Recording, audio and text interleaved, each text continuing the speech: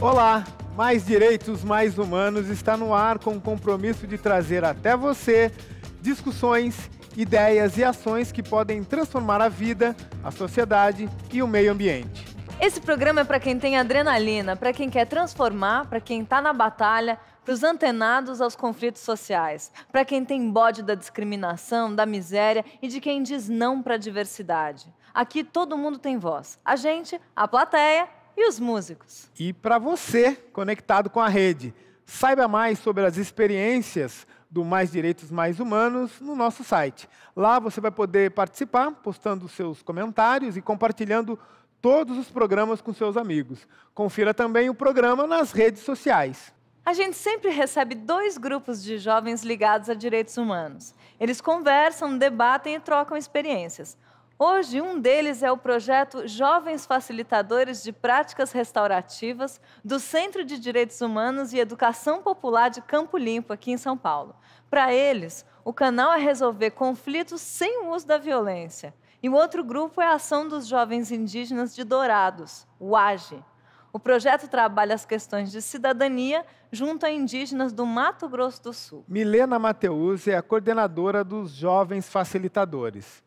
A Mariana de Brito e a Lisandra Borges receberam a formação do grupo que media conflitos em uma das regiões mais violentas de São Paulo, o distrito do Capão Redondo, que é para onde a gente vai agora.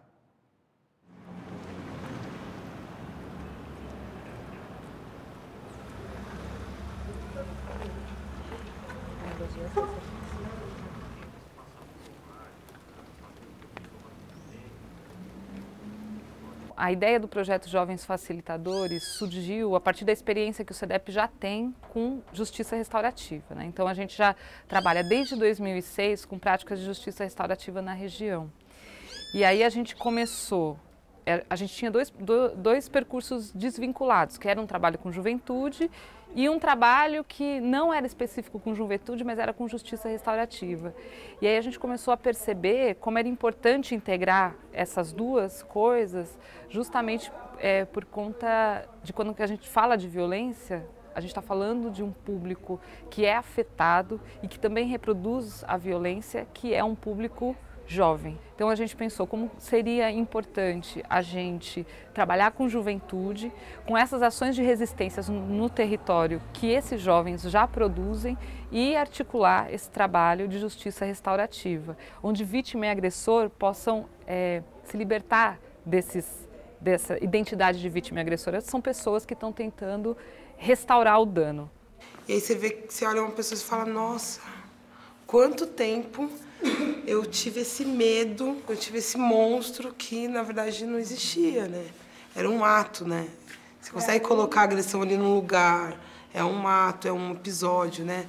Não é uma coisa que me domina ou me define como um todo. Essa nova perspectiva de justiça passa, né, por esse processo interno, de rever a sua situação, de restaurar o direito, de ter um lugar seguro. Eu acho que esse conhecimento, né, de você poder também intervir em qualquer lugar que você está, né? Uma partida de futebol é um lugar que vai ter conflito e ali você pode intervir. Na sua casa vai ter conflito, você pode intervir. No trabalho, eu acho que a possibilidade de restaurativa ela é infinita, né? Porque os conflitos, eles estão presentes na nossa vida, né? Sim. E também como usar esses processos numa busca política, né? Por igualdade, direito, dignidade, né? Eu acho que isso é importante. Esse curso só tem ajudado eu cada dia mais. Estava até falando um pouco da mãe dos meus filhos ali, da Aline, entendeu? A Milena também.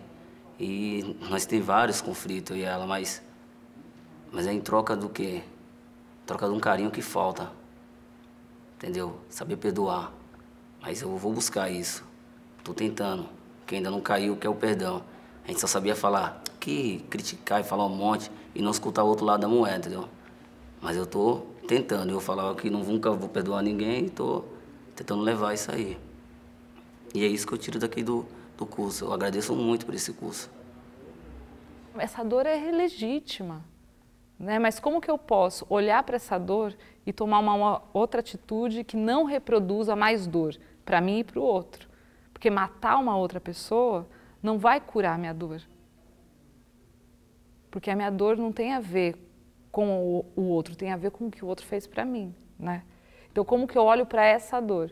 E como eu vou deixando de reproduzir a cultura da violência. Então, as mudanças individuais nas relações, elas são super importantes para superar uma lógica de violência, né, que é mais ampla, uma cultura de violência, né, que a gente foi acostumada, é uma cultura punitiva. Da população periférica que já sofre tanto e tem os seus direitos violados cotidianamente, a juventude tem os seus direitos violados com mais profundidade, né? Porque é a questão do trabalho, é a inserção no mundo adulto, é a violência policial, é a negação das alternativas de lazer, é o discurso que não é valorizado, não é visto como legítimo. Então, eu acho que é um processo, é uma caminhada muito longa. Milena, conta pra gente como é que nasceu esse projeto dos facilitadores. O SEDEP atua desde 2006. A gente trabalha com as práticas de justiça restaurativa, né, que é uma tentativa de lidar com os conflitos que não seja punitiva, que não seja violenta. Então, o que essa ideia de justiça restaurativa busca? Olhar para todas essas necessidades que estão envolvidas no conflito, tanto as necessidades que geraram o conflito, como as necessidades que foram geradas pelo conflito para a vítima, e tentar todo mundo se responsabilizar por isso. Agressor, vítima e comunidade onde isso está envolvido. Mari, imagino que você aprendeu um monte de coisas lá. E quais os principais conhecimentos que você teve lá? E como é que você chegou nesse grupo? Eu participo de um coletivo de artes chamado Cia Decálogo de Alck, que é um coletivo de jovens que atua na região do Jardim Ângela, que está nas proximidades do Capão Redondo, né? E desde muito nova também atuo em vários projetos voltados para a cidadania, direitos humanos.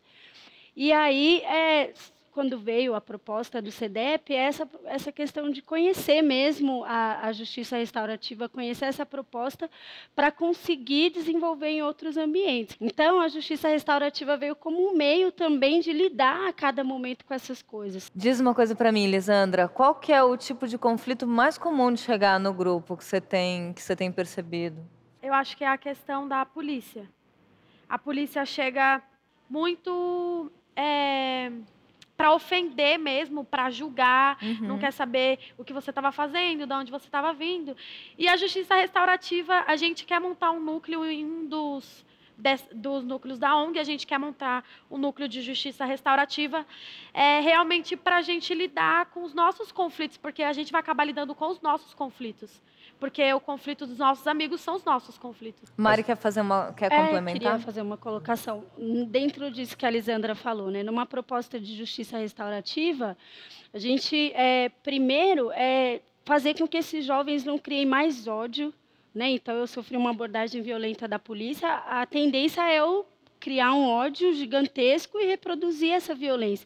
Então, a justiça restaurativa, ela propõe que se quebre mesmo essa lógica da violência, para que esses jovens eles encontrem outros meios de lidar com essa situação que não a reprodução da violência. Então, isso pode ser articular um coletivo, isso pode ser ir mesmo atrás de informações, organizar outros jovens para que se trate de outra maneira dessas situações. Agora a gente vai falar um pouquinho sobre a Indianara Machado, o João Rocha e a Jaqueline Porto são da ação dos jovens indígenas de Dourados, no Mato Grosso do Sul.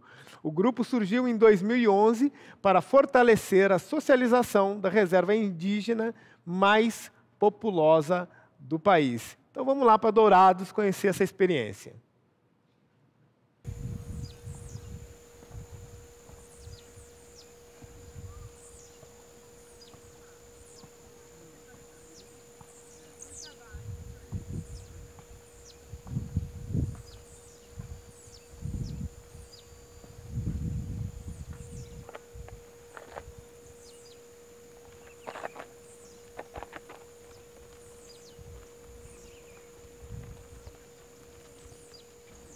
A reserva de Dourados, do ponto de vista de direitos humanos, talvez seja a maior violação de direitos humanos em relação aos povos indígenas no Brasil. Você não tem um cenário, né, de violação de direitos humanos como você tem na reserva indígena de Dourados. Por quê? Porque houve, por parte do Estado brasileiro, um processo de deslocamento forçado de populações, algo que é tipificado como crime, né, contra a humanidade.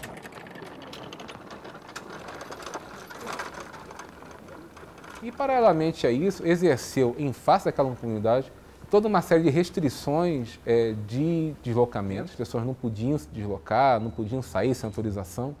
Todo um regramento de exercício de direitos simples, né? Casamento, para casar tem que ter autorização da família, ou seja, todo esse processo que estava dentro do contexto tutelar da época, mas que, de alguma forma, quando veio a Constituição de 88, não foi suprido por ações que, de alguma forma, minorassem essas intervenções.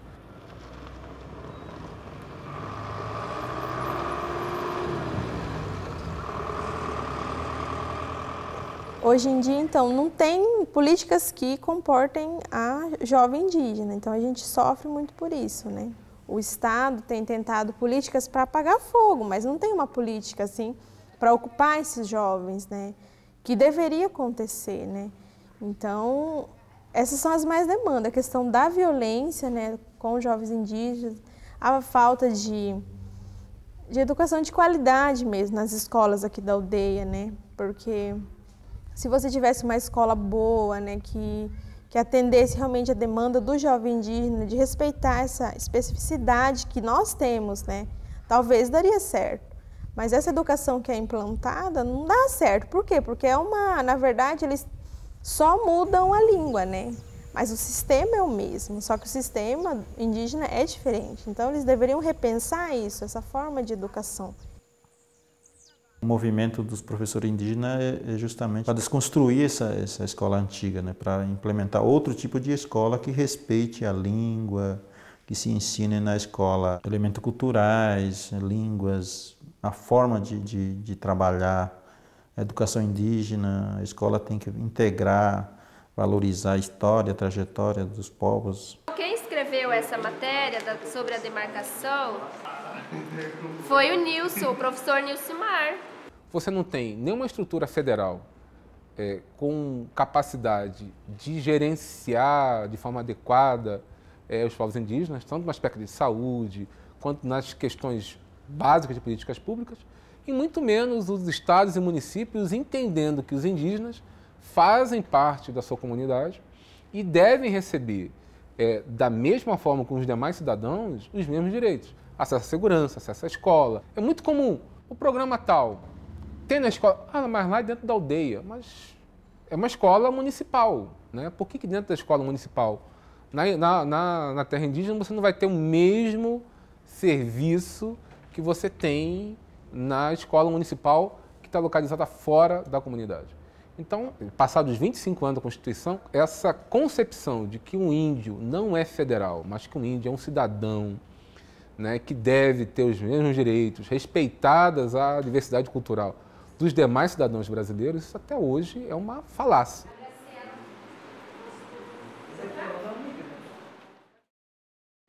Indianara, quais são os principais problemas enfrentados por vocês lá na reserva de Dourados? As duas aldeias, né, que foram denominadas reserva, né, as duas aldeias reserva indígena de Dourados, ela é maior que muito município. Uhum. Então, a concentração de população é muito grande, né? A proximidade que a aldeia tem da cidade, assim, 10 minutos da aldeia você já está no centro da cidade, né? São vários os problemas com alcoolismo, principalmente, drogas, né? O crack, a maconha, né? A questão fundiária é muito grande, então tem casas assim que o espaço é só um barraquinho, né?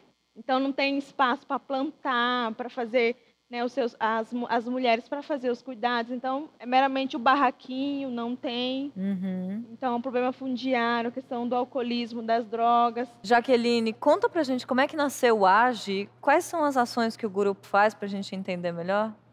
Então, a AGE ela nasceu, na verdade, no meio de um processo muito delicado, que era quando 70% do suicídio estava concentrado ali na reserva de Dourados, né? E a maioria era jovens. Uhum. Então, a partir disso, veio a antropóloga, né, Maria de Lourdes, que começou a trazer os jovens para discussão, né? E ambos não se conheciam, jovens da Jaguapiru quanto da Bororó.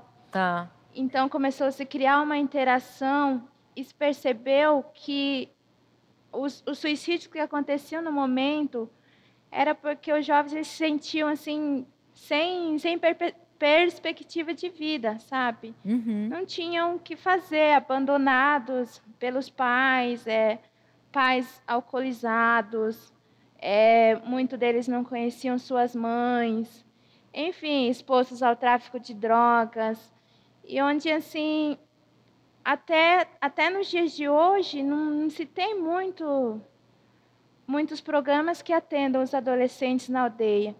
Então, um trabalho muito importante que a gente tem até hoje é a comunicação, né?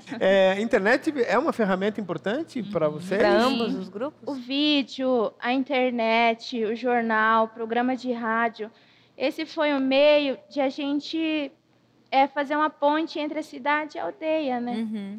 Um meio de reconhecimento, um meio de se sentir valorizado, um meio de lutar pelos direitos dos jovens. Bom, lembrando para quem está assistindo o nosso programa que essa conversa também está lá na internet e nas redes sociais. Então, vai lá, acessa o site que aparece aí na tela.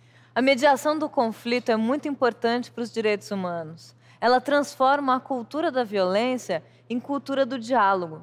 E, além disso, valoriza as pessoas através da conversa franca, da escuta e do entendimento do outro. Isso vale para qualquer cidadão, para qualquer comunidade. E agora eu quero saber se o pessoal da plateia aqui quer se manifestar, falar sobre esses assuntos que a gente está levantando aqui hoje. Temos um amigo do outro lado. Colocando essa questão de mediação de conflito, como é que vocês veem a participação social nisso? E eu também queria que vocês falassem um pouco dessa questão da desmilitarização da polícia. A gente é bem ousado, né? Então, a gente está vindo com uma prática de justiça restaurativa que pressupõe essa lógica das pessoas se conversarem para lidar com realidades sociais muito complexas e muito violentas, que é justamente esse caso. A gente está dialogando com uma polícia militarizada, com uma polícia que utiliza o homicídio como resolução de conflitos, né, com o judiciário que prende para justamente tirar de circulação essa juventude perigosa, né? Então, o caminho que a gente está construindo é justamente esse. A gente está em diálogo para a implementação de um núcleo lá no Jardim Rosana, né? É a gente poder acessar esses jovens que ninguém acessa, só o tráfico ou a polícia, né? Acessar para a gente conversar. Então, como que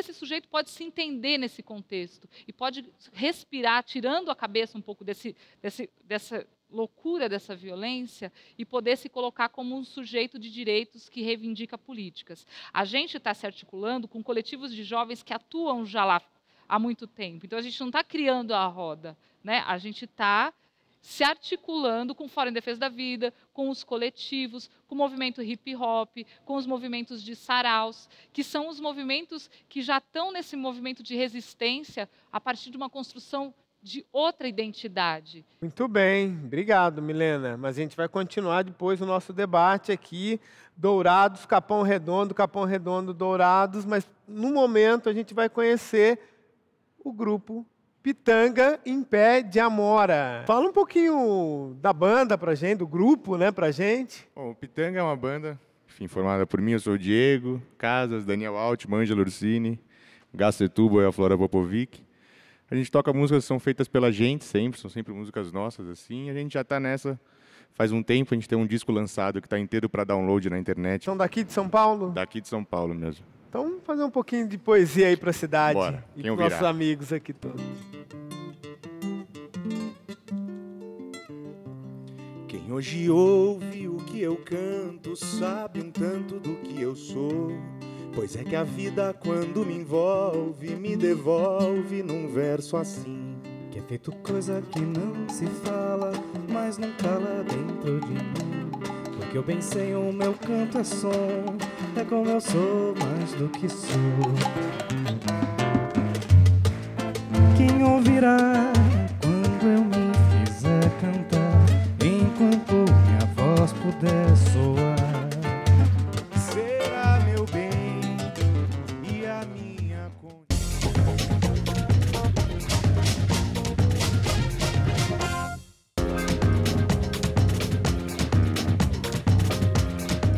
Cerca de 15 mil indígenas vivem hoje na reserva de Dourados, que se divide em 2 aldeias, a Bororó e a Jaguapiru.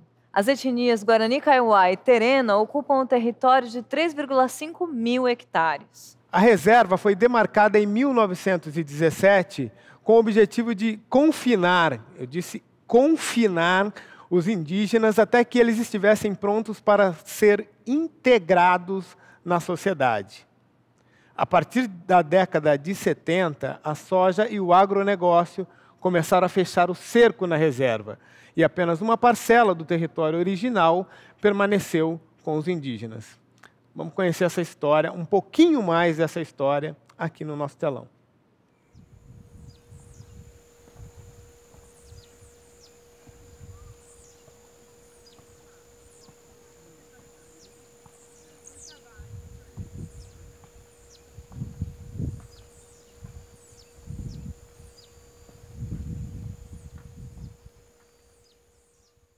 O papel assim, fundamental para os jovens que passaram pela AGE é a questão do envolvimento social com a comunidade.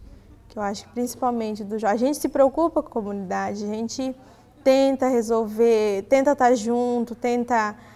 Os problemas sociais a gente quer mostrar, né, sabe que nada é feito para mudança, então a gente, na verdade, principalmente a AGE foi a questão do papel social do jovem indígena nisso, né?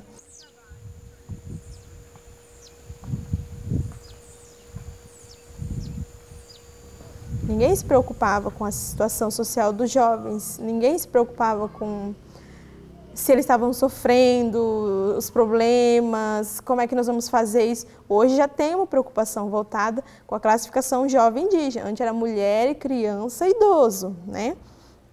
Agora não. E o jovem?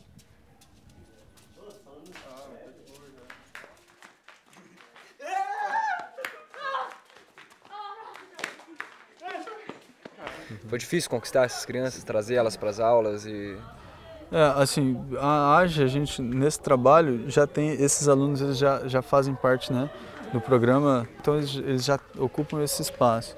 Mas para trazer eles para dentro do jogo teatral, da brincadeira, é um pouco difícil. E faz quanto tempo que você está vindo aqui nessas aulas de teatro? 2 meses já. 2 meses? Uhum. Você está curtindo? Tô. O que vocês fazem aqui? Nós fazemos teatro e pofarra e aula de dança. E aula de dança também? Uhum. Já tá mandando bem na dança? Estou. Já? Já. Você tô aprendendo os passos já. Procura sempre deixar eles falarem. Cada um expõe a sua realidade, né? No caso, não mora aqui na aldeia, nós não moramos, né? Então eu exponho a minha, eles expõem as deles, né?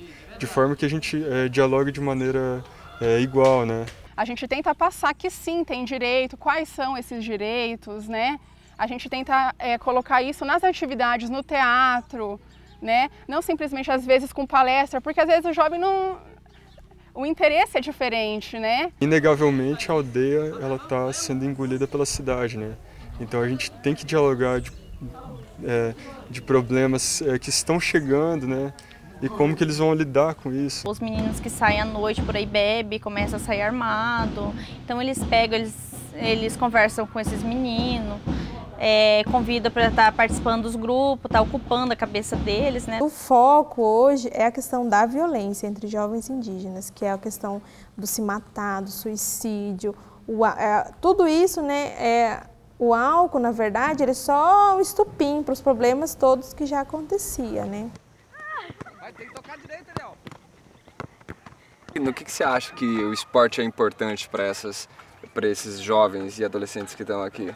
Bom, o esporte é muito importante por causa que eles podem tirar da droga, pode tirar da rua, pode tirar da noitada aí da noite, que é muito terrível aqui na nossa aldeia, né?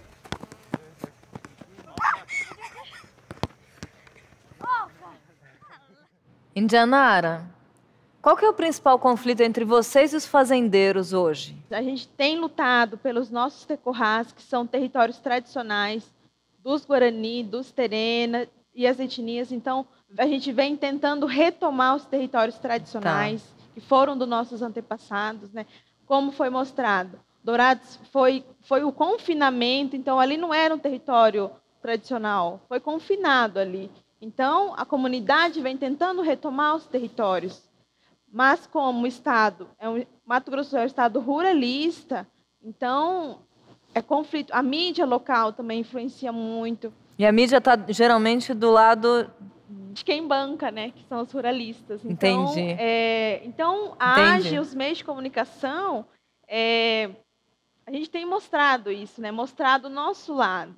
Se você pegar jornal assim, local, né? Jornal impresso, já chamaram os indígenas de selvagens, truculentos, né? Mídia local.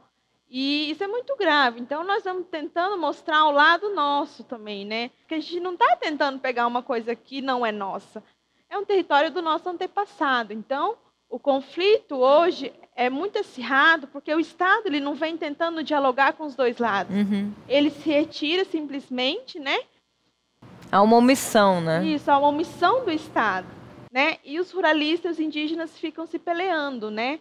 Agora, Jaqueline, como é que você capacita esses jovens? Como é que é o trabalho de vocês trazendo os jovens para essa luta, que é uma luta difícil, né? Você tem que trazer eles, conquistar eles, ganhar confiança, trabalhar junto com a família, entende? E aos poucos, depois de anos, eles vão se abrir com você. E como é que você coloca para eles que é importante esse resgate? Então, é por isso que a gente tem trazido o teatro, né? Que é uma forma de eles se abrirem para sentar num certo momento que eles estiverem falando, porque é difícil de eles falarem, para a gente sentar, é o momento de sentar, vamos discutir direitos indígenas, sabe?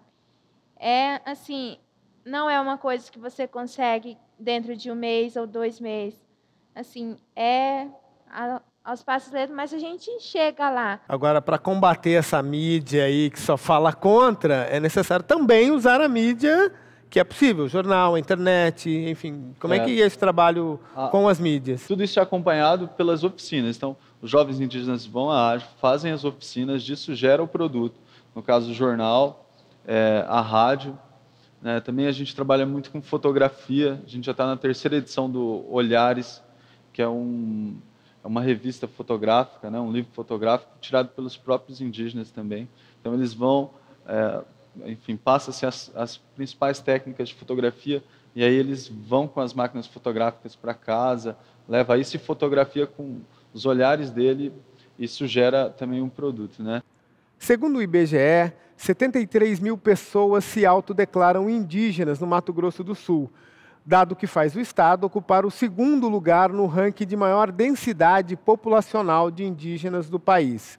Ainda assim, os indígenas ocupam menos de 0,5% do território de todo o Estado, segundo o último relatório do Conselho Missionário Indigenista. Pelo menos 250 indígenas foram mortos em conflitos por terras no Mato Grosso do Sul nos últimos 7 anos. Então, minha pergunta vai aqui para os facilitadores. Como é que seria uma mediação lá no Mato Grosso do Sul? Você sabe que você estava falando, eu estava pensando que a gente dá várias formações pelo Brasil, né? Então a gente foi dar uma formação em Vacaria, que é uma cidade ali da região serrana do Rio Grande do Sul, que lá tem uma questão indígena super forte. E o conflito entre os brancos e entre os índios justamente por conta da questão da terra. E aí, a partir do curso, a gente foi vendo as possibilidades de resolução de conflitos a partir da justiça restaurativa para esses povos, porque é justamente isso, né? Os brancos achando que os índios não têm o direito, né, com o maior discurso de que os índios vão roubar as minhas casas, né?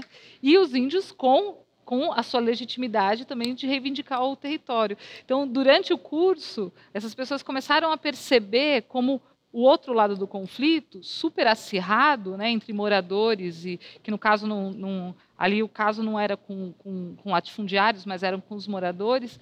Então, esse conflito é justamente pela incapacidade de um lado ouvir as necessidades do outro. Então, a gente trabalharia na perspectiva de justiça restaurativa para pensar nesses conflitos, né?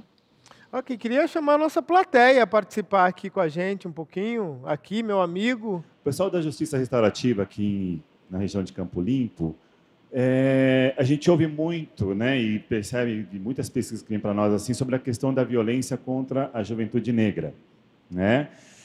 Dentro do trabalho de vocês, do levantamento de vocês, vocês percebem também alguma questão de recorte étnico?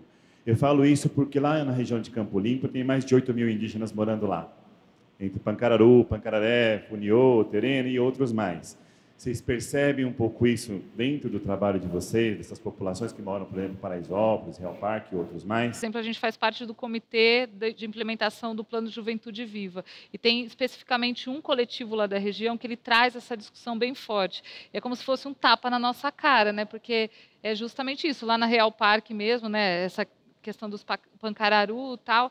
Então, como que é tão silenciado, né? E a gente se movimenta nesse sentido, sabe? Mas quando a gente está falando de questão racial, quando a gente fala de conflito, a gente está falando justamente isso, para não individualizar o conflito. Não é questão da minha diferença com a Mari. Isso aqui está atravessado por questões institucionais, por questões sociais. Então, esse conflito está marcado por questões de raça, está marcado por questões de gênero. Então, o que a gente busca é que o conflito revele isso para ser uma transformação social também, para não ser só uma resolução de conflito entre eu e a Mari. Eu quero fazer uma pergunta para a nossa banda convidada aqui, Pitanga em Pé de Amora. Vocês acham que música pode ser um instrumento mediador de cultura ou um facilitador de diálogo? Pô, com certeza. Eu acho que a música ajuda muito, assim, na integração entre as pessoas mesmo, né? A gente é amigo há muito tempo e acho que muito por causa da música também, assim. Embora também, às vezes, pintem conflitos também por causa da música, né, na banda. Claro. Eu estava até pensando que um facilitador de conflitos, às vezes, podia cair bem também numa banda, sabe? Que dá bastante brilho. E acho interessante também que acho que quase todas, não diria todas, assim, mas as músicas, tanto instrumental quanto as com letra, elas nascem de um conflito. E eu acho que o próprio ato de compor, de certa forma, é você mediar esse conflito interno, assim. Então, esse também é um lado interessante, assim, do jeito de se trabalhar a música. Então, mais som, mais música para nós.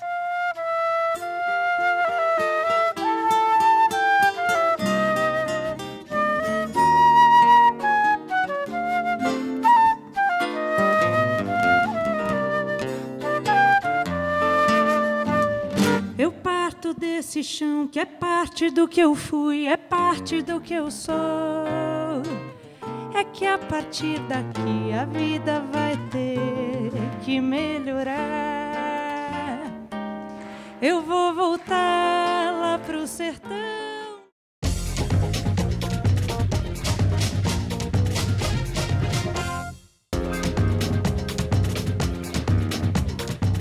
Segundo os dados divulgados pelo IBGE no ano passado, a cidade de São Paulo apresenta a maior população em favelas do Brasil. 2 milhões de pessoas. E é na zona sul da cidade que se concentra quase metade de todas as favelas. E é lá onde estão os maiores índices de violência. Segundo a Secretaria de Segurança Pública de São Paulo, em 2013, o Capão Redondo, o Parque Santo Antônio e o Campo Limpo foram os bairros que mais registraram assassinatos em toda a cidade. Vamos conhecer essa triste realidade. Ali.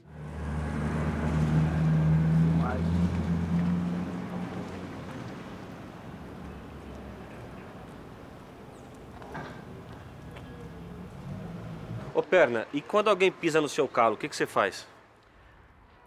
Antigamente, vamos falar antigamente eu retrucava e partia um pouco meio para agressão. Era um pouco meio duro com a pessoa. Hoje em dia não, hoje a gente releva, porque nós vemos o dia a dia como é que é da comunidade, entendeu? Mas não é fácil perdoar, né, velho? É uma palavra bonita, forte, mas é difícil você perdoar. Alguém que te agrediu fisicamente, alguém que ofendeu a sua honra.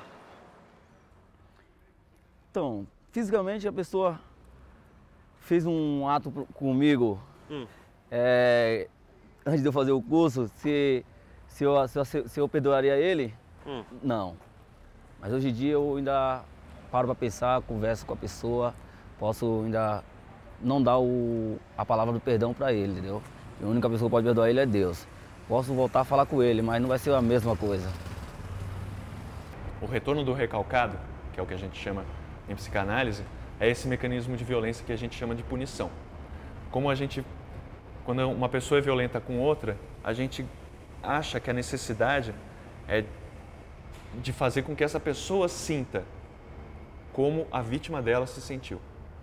Perfeito? Nós devemos fazer com que essas duas pessoas possam ter compartilhado uma experiência. Esse ofensor tenha compartilhado com essa vítima a dor. Só que essa dor é diferente da vítima se ela for infligida diretamente contra ele. De maneira que esse sujeito não possa tomar consciência e ter um aprendizado a partir daquela experiência. Significa que não é a mesma dor. A única possibilidade dessas duas pessoas poderem sentir a mesma dor, a dor da vítima, ser transmitida para o ofensor, é através da comunicação. Então, o mecanismo punitivo nada mais é do que uma forma de impedir esse tipo de comunicação. A única forma que a gente conhece de poder fazer com que esses conflitos não emerjam e não nos transformem. É muito mais fácil um jovem se comunicar com pessoas da mesma idade, com pessoas da sua comunidade, do que uma pessoa de fora, assim, uma questão de identidade. Então a participação do jovem, o papel do jovem nessa tentativa de uma via alternativa, ela é absolutamente essencial.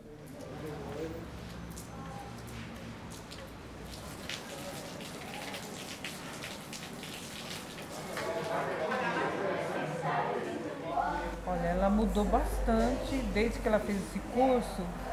Ela, quando a gente conversava qualquer problema, né, que tinha, ela ficava nervosa e já saía gritando, né?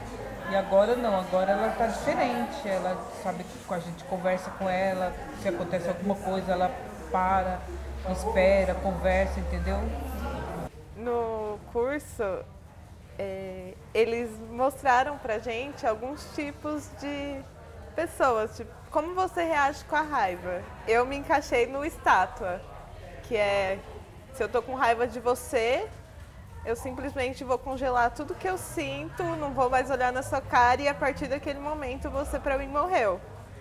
E eu aprendi a trabalhar isso, porque não é bem assim, né? A gente tem que conversar, ver o que está acontecendo, tentar solucionar.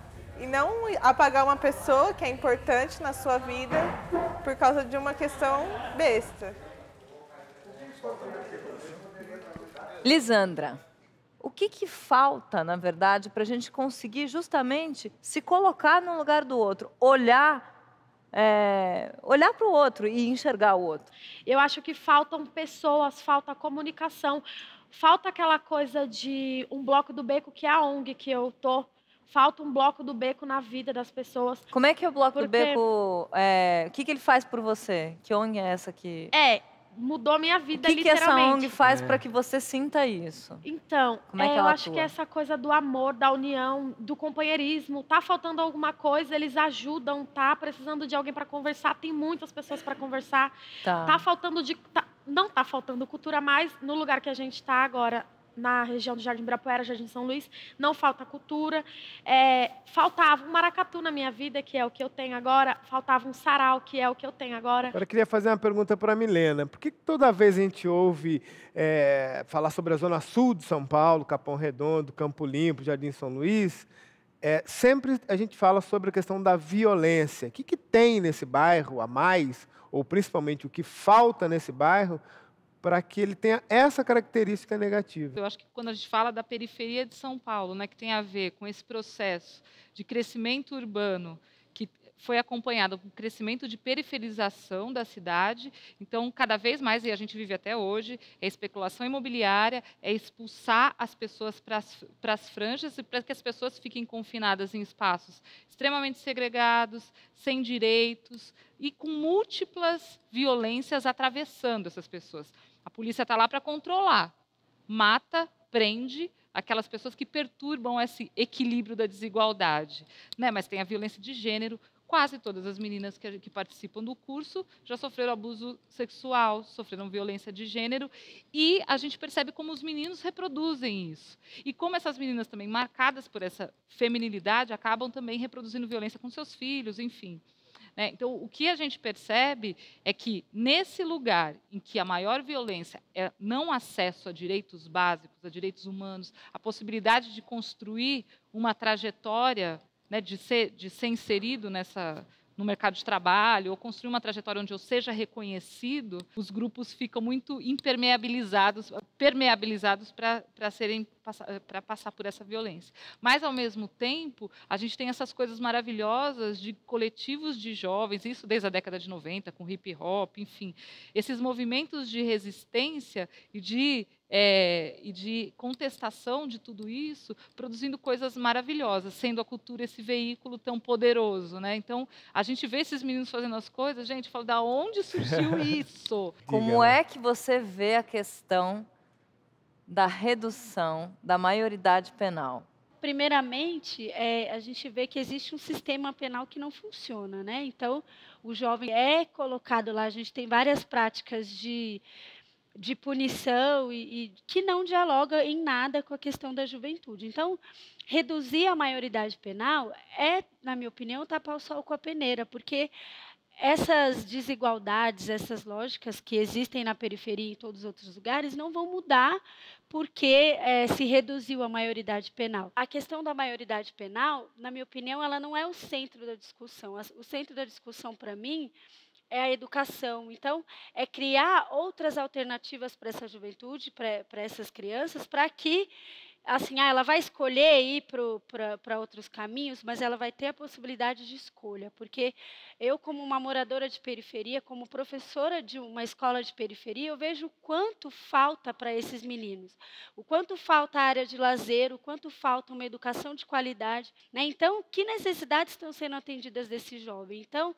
a gente falar em colocar o jovem cada vez mais cedo no sistema penitenciário, no sistema prisional, não vai dialogar e não vai resolver os problemas da juventude, muito menos vai fazer com que esse jovem ele deixe de infracionar. O que vai acontecer é que cada vez mais cedo, né, a gente sabe a questão até mesmo do tráfico que utiliza desses meninos, né? Então, o menino que tem lá 16 anos, que o tráfico sabe que ele não vai ser preso, é ele mesmo que vai ser cada vez mais puxado. Então, reduzir a maioridade penal é também um risco para que cada vez essa juventude, essas crianças, possam cada vez mais cedo ingressar no mundo do crime, que oferece, muitas vezes, muito mais possibilidades do que o que está dado. O conflito, normalmente, é entendido como algo negativo, que coloca as partes umas contra as outras. A mediação tenta mostrar que as divergências são naturais e necessárias. Elas possibilitam o crescimento e as mudanças. A justiça restaurativa é uma maneira de buscar o atendimento das necessidades da vítima, ao mesmo tempo em que o agressor é convocado a participar do processo de reparação do dano. Assim, se cria um processo produtivo de reintegração à sociedade, ao invés da simples pena punitiva. Minha pergunta vai para as minhas amigas de Mato Grosso do Sul. É possível aprender com os conflitos? É possível, sim. A gente vê, é muito próxima essa realidade. Essa experiência que vocês estão passando é uma experiência que a gente também tem lá, né? Essa política de restauração toda, a gente ainda não tinha pensado nesse lado, porque os conflitos lá são vários e são pesados, né? Só que é uma outra cultura, você tem que ter uma outra abordagem, você tem que ter um olhar diferenciado, mas são parecidas, né? O que nós temos que fazer é saber trabalhar com esses conflitos, né? Através desses conflitos, buscar políticas para que contemplem essas populações, né? Para que contemplem principalmente os jovens, né? Que são os principais, assim, que estão ali envolvidos. Jaqueline, e quando esse conflito é com uma grande empresa relacionada ao agronegócio, por exemplo? Ou com um latifundiário? Tem conversa? Então, aí eu acho que assim, a questão é mais complicada, né? Porque envolve toda uma questão política, sabe? Porque o poder que eles têm, que eles buscam junto com os políticos é mais forte, entende? Então, passa a ser assim, uma parte que tem muito poder contra uma minoria, sabe? O movimento indígena, ele está indo à luta, está indo à frente, enfrenta a polícia, enfrenta a fome, enfrenta a sede, sabe? Mas eles estão lá. E, assim, a gente resiste, sabe? A gente não desiste. Nós vivemos numa sociedade contraditória e desigual. Por isso, precisamos cada vez mais de ações coletivas. Por aí, poderemos colocar em prática os direitos humanos. A gente quer saber também do nosso grupo musical, o que vocês estão achando desse debate aqui. Pô, fantástico, muito legal poder participar de um debate tão alto nível, assim, com todo mundo podendo falar o que pensa, e tomara que isso se prolifere assim na TV e nos meios de comunicação realmente, porque é a partir do diálogo que qualquer coisa pode ser transformada, né? Sem isso é impossível transformar de uma maneira que seja realmente boa para todo mundo, eu acho. Maravilha. Pitanga em Pé de Amora.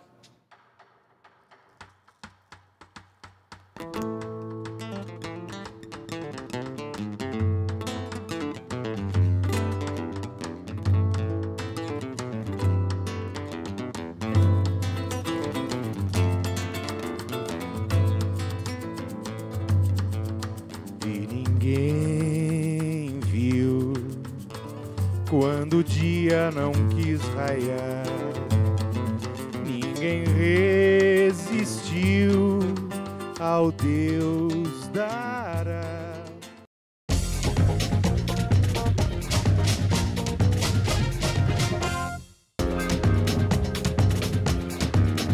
Jovens indígenas, trabalho, mediação de conflitos, justiça restaurativa, terra, dignidade, diversidade. Tudo isso é o que está rolando no programa de hoje. E nesse bloco, as perguntas valem para os dois grupos e as respostas devem ser breves. Direto e reto, Milena, conflitos precisam ter solução? Não necessariamente. A violência precisa ter solução. João, existe algo em comum entre a periferia urbana e a comunidade indígena?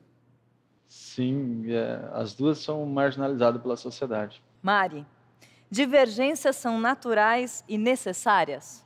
Sim, elas fazem parte de um processo de construção. Indianara, justiça restaurativa é para todos? Depende da cultura que está inserido o indivíduo. Jaqueline, todo dia é dia de índio? Com certeza. Não só no dia 19 de abril. Elisandra, nesse mundo confuso, precisamos de um facilitador? Precisamos de vários facilitadores. Agora, um direto e reto para a plateia, se alguém quiser me responder de forma concisa e reta. Ali, minha amiga. Depois do papo que a gente teve aqui, algo mudou em você? Mudou sim, eu acho que abriu mais a mente, né? Esclareceu mais, me conscientizou. Meu único desejo é um pouco mais de respeito para um mundo que começou sem o ser humano e vai terminar sem ele. Isso é algo que sempre deveríamos ter presente. Essa frase quem disse foi o antropólogo Claude Lévi-Strauss. Mais direitos, mais humanos, acabou. Até a próxima. Mas antes, vamos ouvir Pitanga em Pé de Amora. Valeu!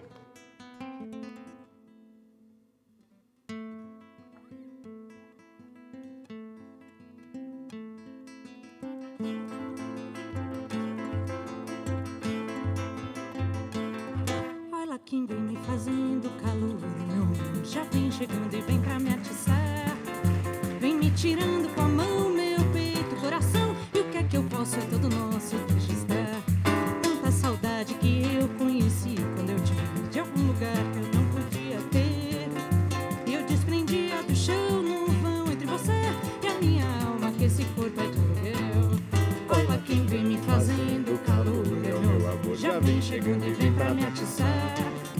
Vem me tirando com a mão meu peito e coração. E o que é que eu posso? É todo nosso, deixa estar. Tanta saudade que eu conheci quando eu te vi de algum lugar que eu não podia ter. E eu desprendia do chão no vão entre você e a minha alma, que esse corpo é de aluguel. E faz uma semana, será que já faz mês, 2 anos ou 3? Será tempo, temperamento, pensamento de amor. Eu me derramo, faço pulos e me engano sem pudor. E faz uma semana, será que já faz mês, 2 anos ou 3? Será tempo, temperamento, pensamento de amor. Eu me derramo, faço pulos e me engano sem pudor.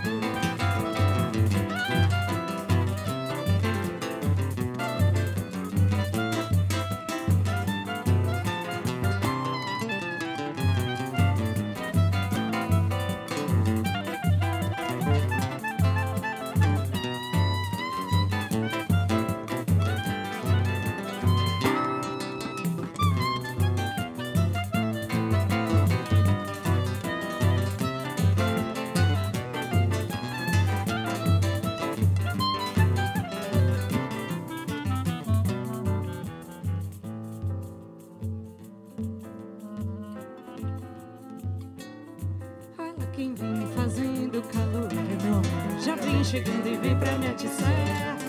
Vem me tirando com a mão, meu peito, coração. E o que é que eu posso, é tudo nosso, deixa estar. Tanta saudade que eu conheci quando eu te vi de algum lugar que eu não podia ter. E eu desprendia do chão no vão entre você e a minha alma que se curva de aluguel. E faz uma semana, será que já faz mês, 2 anos ou 3? Será tempo, temperamento, pensamento de amor. Eu me derramo, faço planos e me engano sem pudor. E faz uma semana